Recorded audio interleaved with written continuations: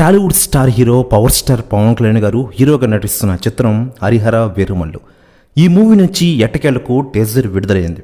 క్రిష్ జాగర్లమూడి దర్శకత్వంలో వస్తున్న మూవీపై అభిమానుల్లో భారీగా అంచనాలు ఉన్నాయి.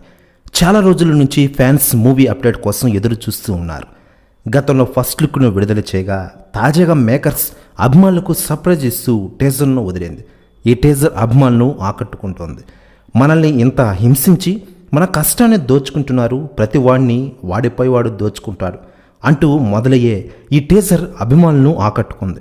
ఈ మూవీలో పవన్ కళ్యాణ్ గారి పవర్ఫుల్ యాక్షన్ సీన్స్లో కనిపించినట్లు టీజర్ను చూస్తేనే అర్థమవుతోంది. ఇకపోతే ఈ టీజర్ మాత్రం సోషల్ మీడియాలో పెద్ద అరాచకాన్ని సృష్టిస్తుందని చెప్పుకోవచ్చు.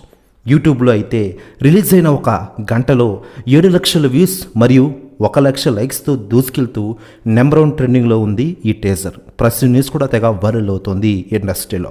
ఇకపోతే ఈ చిత్రం 2 భాగాలుగా రానుండగా తొలి భాగం Harihara Veeramallu part స్వాడ్ versus spirit పేరుతో ప్రేక్షకుల ముందుకు రాబోతోంది. పేదలు దోపిడీకి గురవుతూ ధనవంతులు మరింత అభివృద్ధి చెందుతున్న ప్రాంతంలో న్యాయం కోసం యుద్ధం చేసే ఒంటరి యోధుడిగా పవన్ కళ్యాణ్ కనిపించబోతున్నారు.